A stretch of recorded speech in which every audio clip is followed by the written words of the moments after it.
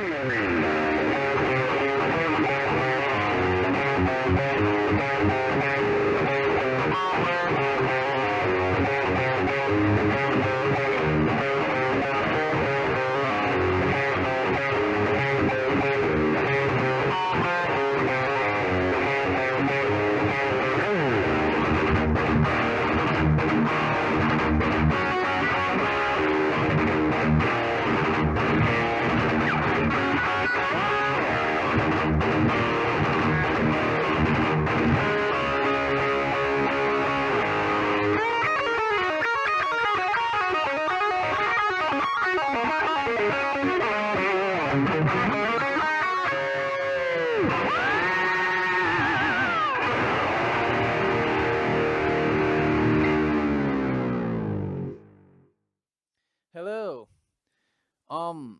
I haven't done a video for a while, and I was meant to do a video on the Kramer that I got, but I'm still in the process of upgrading it, and there's some issues with the previous videos I've done for it with the stock. I need to dig that out and then sort everything out, and that will be uploaded. However, I went to Richtone Music store in Sheffield, and actually, what was what was it I was done now? I went on their website and I came across a second-hand LTD guitar. I can't remember the model because I really wanted something with a Floyd Rose to do that sort of funky stuff with. And I saw that was about 200 quid, and I had a go on it, and I was sat in the sort of like the Jackson EVH section, and I just saw this glistening in the light there, and now I've been interested in these guitars. I don't think it was when I looked back. I don't think it was this particular model. I think back then it was like Ernie Ball or Peavey, something like that. But I lost interest when I read about what sort of the size frets it had on it. I think they were vintage at the time, but this had I'm pretty sure the jumbo.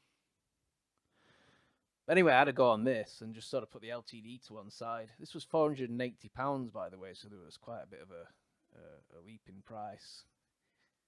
So I put a deposit down on it, and I've sold my Les Paul. A, to make up for the money I spent on this, and I had a little bit of help from my girlfriend as well, bless her. That was awesome. A lot of help.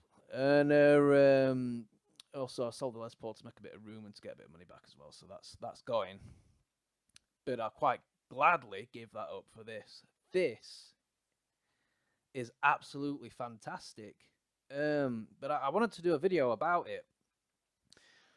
Of course, there are a lot of reviews on here with regards to this. This is the EVH Wolfgang Standard, and I got mine in Zilla Burst. I've not come across a lengthy video on YouTube on here with this colour, and it captured my eye straight away. I think I really dig that colour. I mean, they had the blue burst and the purple burst there, and a couple of other solid coloured colours, but this one really caught my eye. And to be fair, well, it does it a little bit of justice, but when you see it in person, it looks a lot better, of course. So yeah, I wanted to do a little video about this because there are a couple of things that I have seen on here with owners of this particular guitar. Okay, so this got me excited when I saw this because it's more of a tip than a review for the most part. But I can start off by saying that this guitar is freaking awesome. The neck is, I mean, I said the Kramer for the price, I mean, that was 150 odd quid, and the neck on that is one of the best I've ever played in that price range. Still a really nice neck. It's got a satin finish though, so you've got some sort of finish on there. So, you know, in this sort of weather, it's been really hot here in the UK, and I think for the rest of the world as well, it's just sort of like setting on fire. So yeah, that and this, but this with regards to the neck on this guitar, it is unfinished. It's just wood, and so it feels amazing. Definitely has a slight different feel to the Kramer. It's more rounded, but it's still thin. It's just an extremely comfortable neck to play. So there's that. Now, onto the. As I say, it's not much of a review. It sounds fantastic, as I'm sure you heard from the beginning. I mean,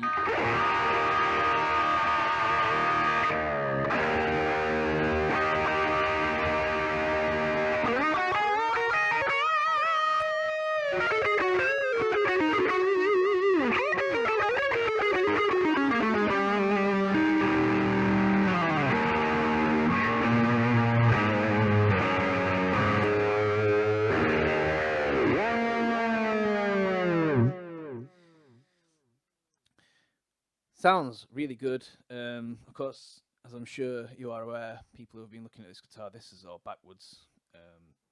But I actually like it. I actually like that.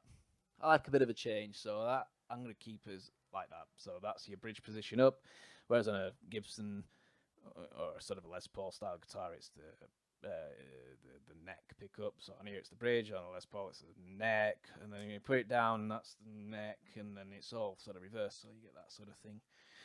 Anyway, without further ado, so you get the gist. This guitar's all over YouTube, and I can take my word for it. It's great, but not straight out of the box. For me, at least, anyway. One of the things when I got it back, apart from it having 9-gauge strings on, which I can't stand, I just don't like how they feel anymore. They're horrible, so I took them off straight away. Put some 10s on it. But the action out of the box from the store was really high, actually. And so I went ahead and tinkered with that. Now, I've seen this on another video before, and I did actually. I slacked the strings off and started twisting the nuts, and I could still feel there was tension, of course, against the. Whilst ever that Floyd is in place, there's still tension against the studs. That's a really bad thing to do, to start winding that down whilst you've got tension on them pivots, because you'll just wear the hell out of your knife edges, and that's not good for anything at all. So anybody who's interested in this guitar, I recommend it. But once you do get it, if you do get it, then if you want to adjust the action, you have to make sure you get pick up some strings, some cheap strings, put them on.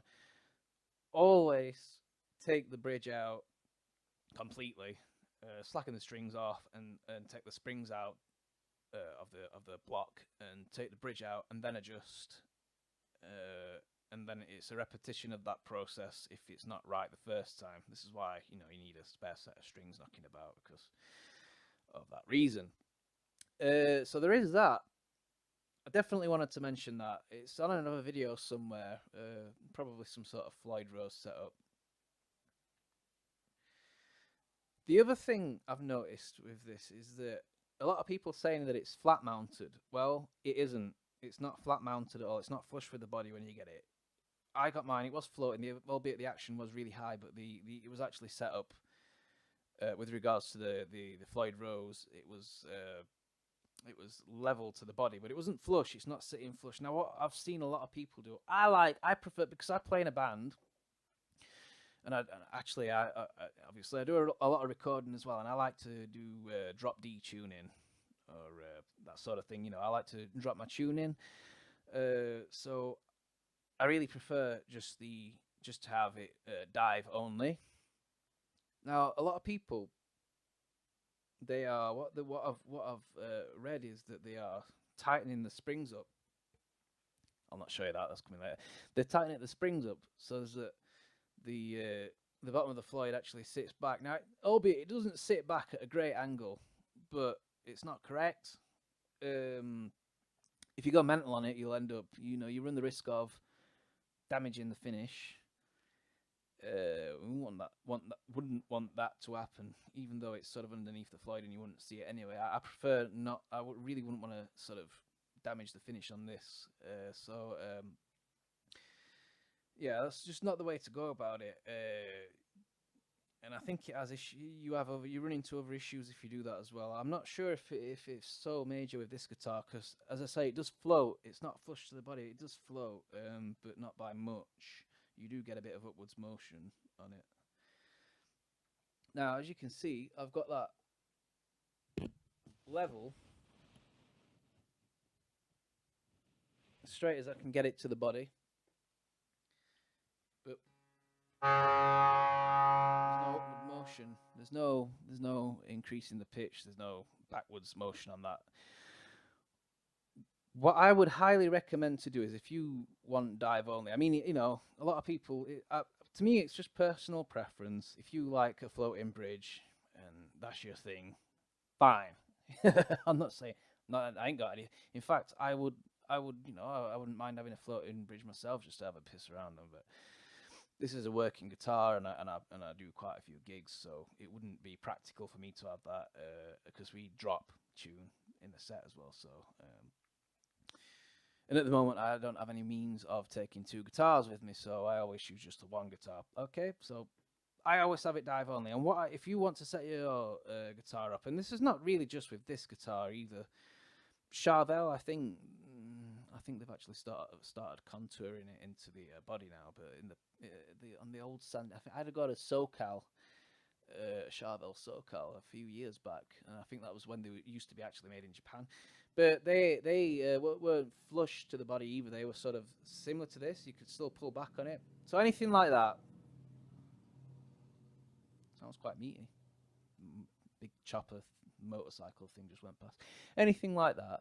What I would recommend you do, highly recommend, is you can find these anywhere. I would imagine, and they're inexpensive. It was the first thing I got when I was getting this. When I put a deposit on this guitar, it was the first thing I got, and it's just that little device there. Yeah, and you just carefully drill the hole, screw it in, and you adjust it with an Allen key, and it stops that backward motion. That is, I would recommend doing that rather than tightening the springs all the way up. See, I've got it set now to where it's just really.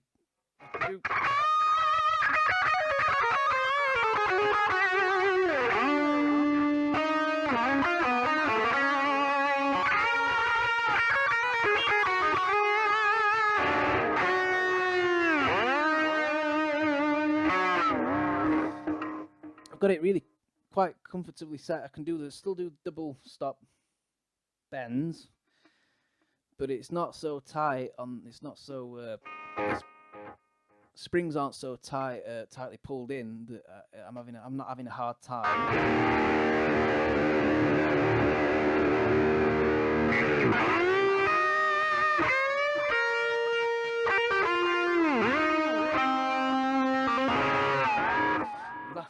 I'm not having a hard time actually using that, because I would imagine as well, if you sort of like screw the springs all the way in until that bridge is sort of touching the body, that it's gonna, obviously you're gonna add more tension to the bar, and it's gonna become a little bit more difficult.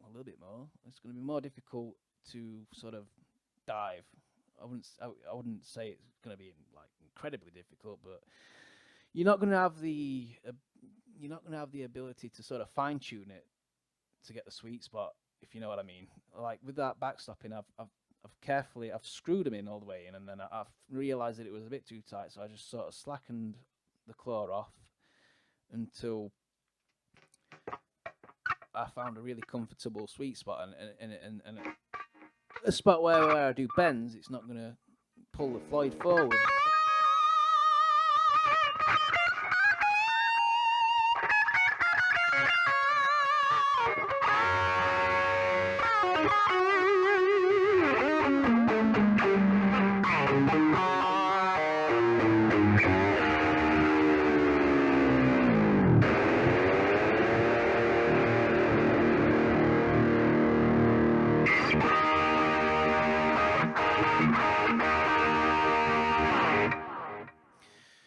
So yeah, basically I just wanted to do that because, you know, I think, you know, I like to think that I help people in some way. If I ever get an idea like that, it's just an instant video straight away with that sort of thing, because as I say, I've got a video on here where I sort of made a makeshift Floyd Rose back stock out of some bits, but this is the best option because, you know, you've got it's more stable. You've got the stability of the two screws there and the holes. It's not going anywhere, and you get an Allen key with it. It's really easy to adjust. Highly recommend getting something like that if you want your guitar to be dive only. If it's sort of a similar setup to that, where it just, you know, there's no cavity. I mean, there's no sort of contouring for the Floyd, but it does float. And that's really about it. I mean, another little thing as well, what I picked up is that I'm sure you'll find other videos that state this as well, is that these little things here, the nuts, and the ones that hold the strings in, there's really no need to tighten them up so much at all. And that was something that I've just recently realized when I got this, is that when I was changing the strings, there was hardly any pressure on these and the nut. So I bear that in mind, and when I restrung it all, I put very little. I didn't tighten them up so much at all. You don't need a lot of pressure, and I think that's really important, because you start wearing things down if you do that, such as the blocks that hold the strings in place. They'll start getting grooves in them from the small, especially the thinner strings. Oh, that's not a good thing. And also, you probably start getting grooves in there as well. So, and I mean, you know, there's no. And I've just got back from work today, and it's really hot, so that I think the tuning might be a little off, but take my word for it, the tuning's really good on this thing, and I've not used any sort of extreme torque on the nuts at all.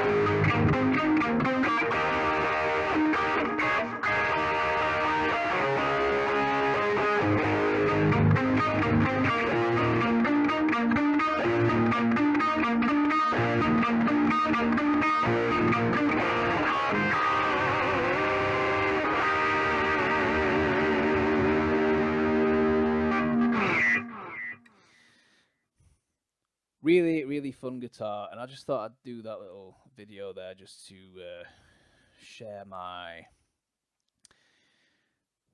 thoughts on it, and just to sort of give a hand on how to set the Floyd Rose up to where it's dive only correctly.